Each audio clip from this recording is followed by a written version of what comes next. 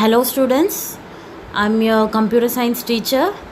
So have you all gone through the video for the previous class for your first chapter introduction to Python?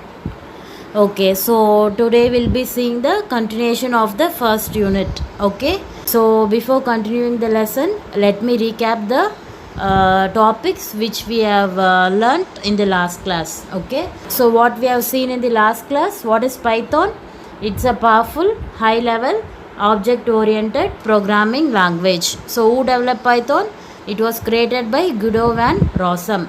So the creator was a huge fan of TV show, so that he has named Python. Okay, so what are the prerequisites? You should have a basic understanding of the computer programming terminologies.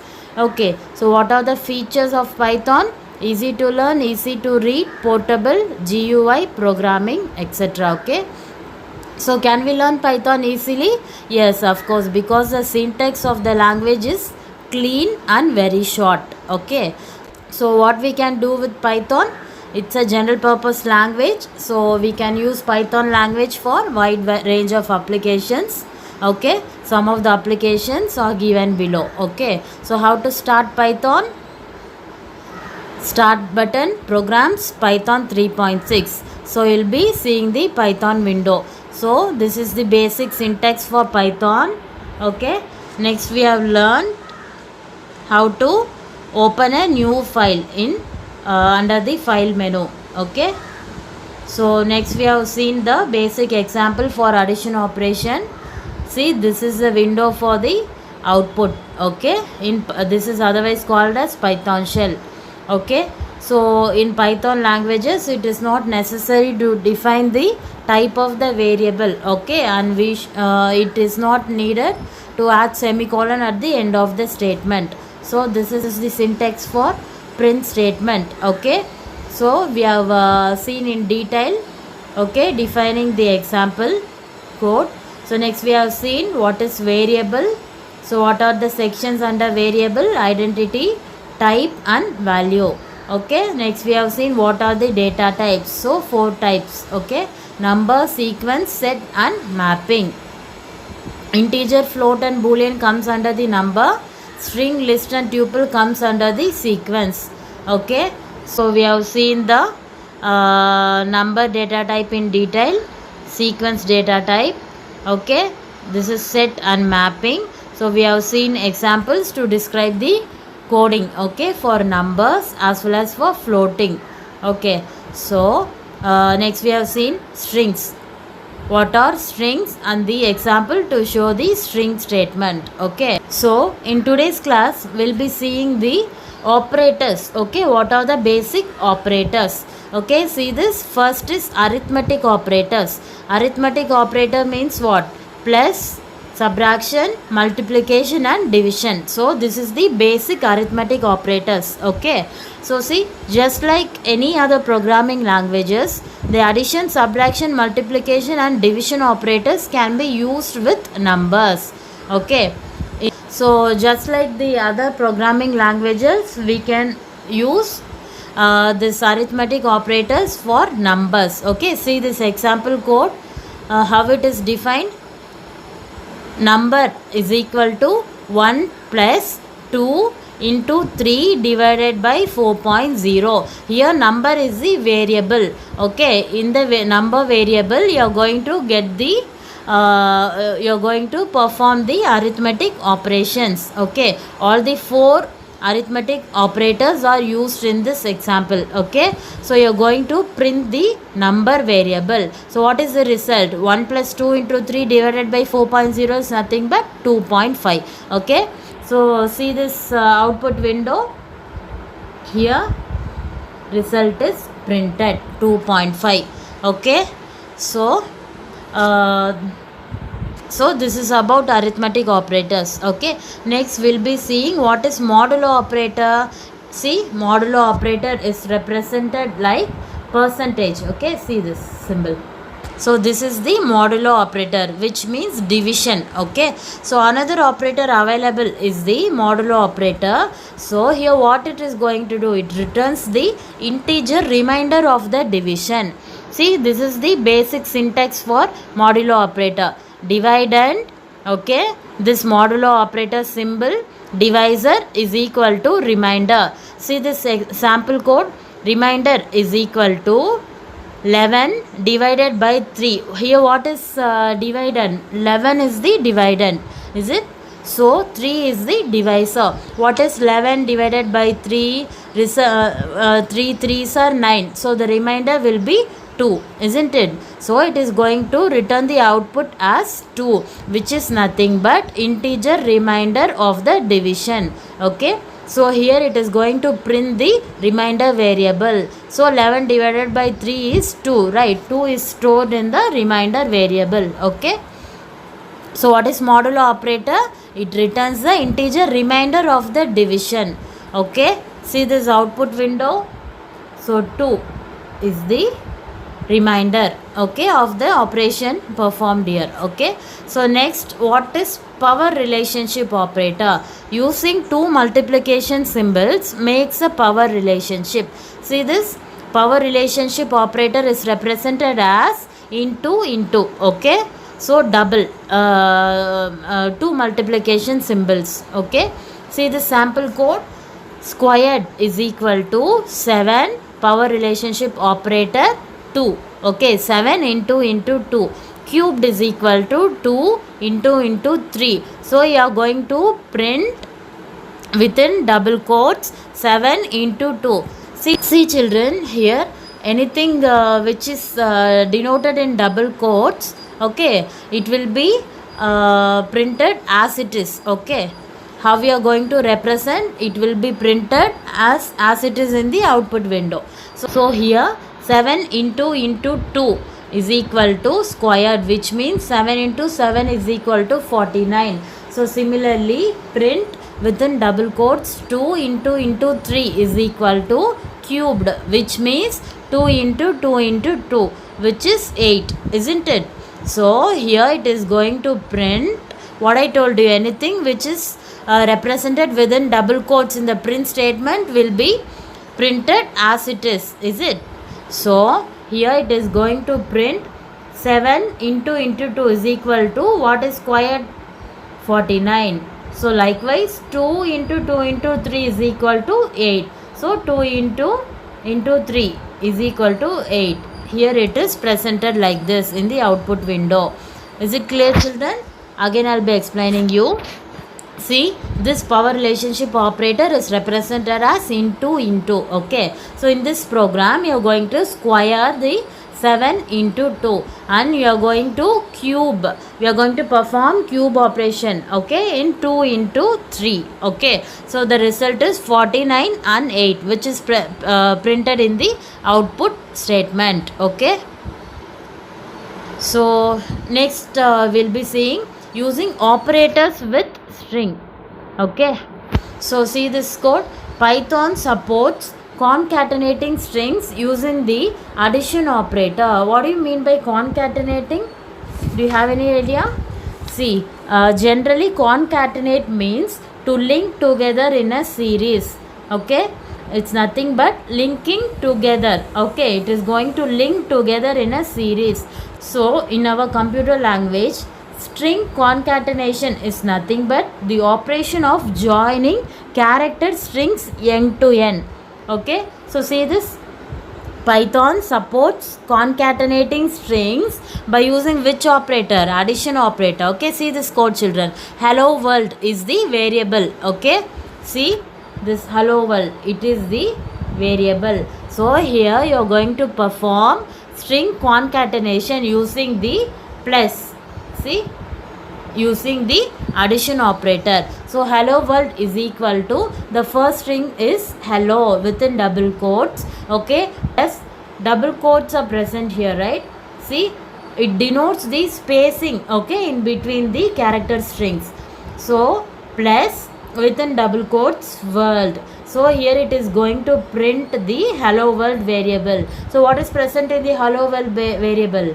It is going to print the concatenating strings. This is output window children.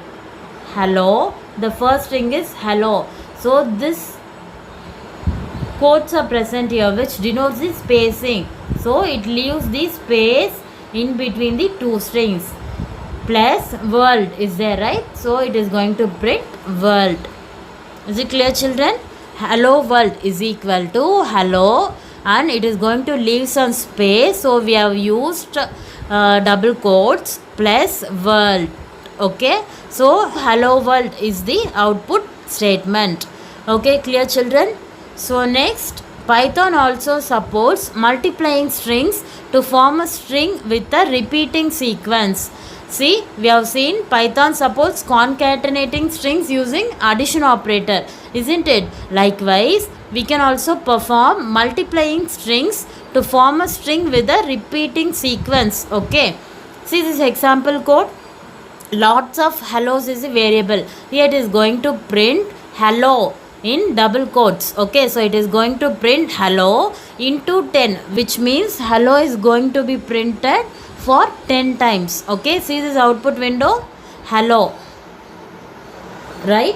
It is presented 10 times. So Python also supports multiplying strings to form a string with a repeating sequence. See here, this hello statement is a repeating sequence, isn't it?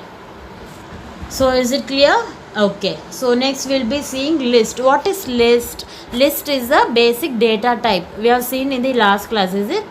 So the most basic data structure in Python is the sequence. Each element of a sequence is assigned a number, its position or index. Okay, so what is the most basic data structure in Python? Sequence will be using widely. Okay, so each element of a sequence will be assigned a number. It is otherwise called as its position or index. Okay, so what is the first index? 0. Second index is 1. Likewise, third index is 2. Okay, and so forth. It's getting continued. Okay, so Python has 6 built-in types of sequences. So out of the 6 sequences, the mostly used sequences are list and tuples. Okay, so what is list?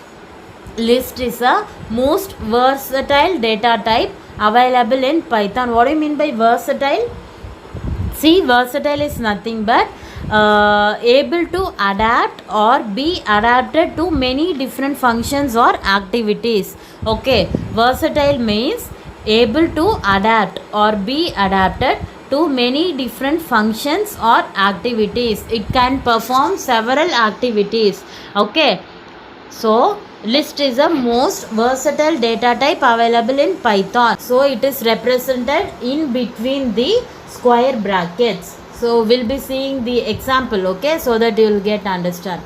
See this, creating a list is as simple as putting different comma separated values between square brackets. Okay, so important thing about list is that items in a list need not be of the same type, which means we can mention different types of data in a list. Okay, see this below example, list 1 is equal to physics, chemistry 1997 2000, which are separated by commas. These are all represented within single quotes. Okay, it is mentioned in between the square brackets. Okay, so this is how we are going to represent the list. Likewise, list 2 is equal to 1 2 3 4 5. So here in list 2, all the data types are integers 1 2 3 4 5. So whereas in list 1 it represents characters and numericals both. Okay, that's what here it is mentioned, that items in a list need not be of the same type. So list 3 is equal to within double quotation A, B, C and D. Okay, so similar to string indices, list indices start at 0 and list can be sliced, concatenated and so on. Okay, is it clear, children? How we are going to represent the list? So we can represent list separated by commas within the square brackets. Okay, so this is the example. List need not be of the same type. Okay, so we can use different items in the same list. Okay, so next we'll be seeing using operators with list.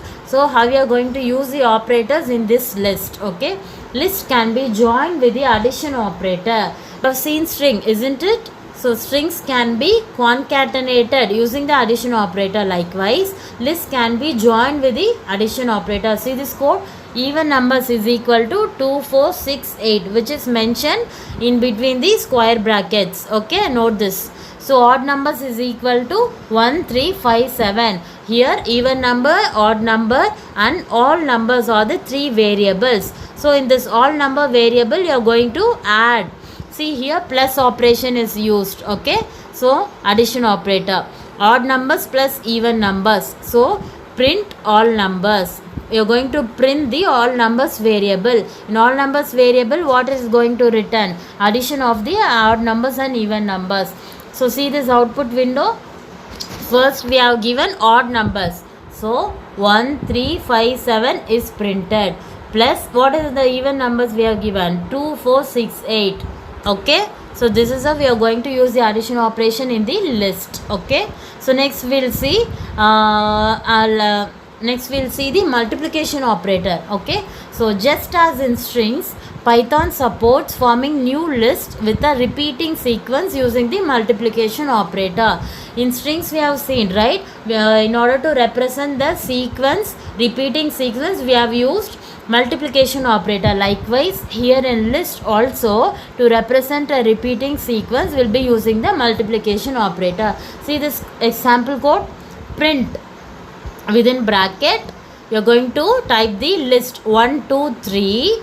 You are using the multiplication operator into 3, which means you are going to print the list sequence 1, 2, 3 3 times. Okay, it is going to represent in a sequence. Okay, 1, 2, 3 statement thrice. Okay, so see this output window, 1, 2, 3, 1, 2, 3, 1, 2, 3. Is it clear, children? You are going to represent this list 1, 2, 3. Okay, you are using multiplication operator, which means it performs a repeating sequence. How many times? 3 times. So here it is represented in output window as 1, 2, 3, 1, 2, 3, 1, 2, 3. So clear, children?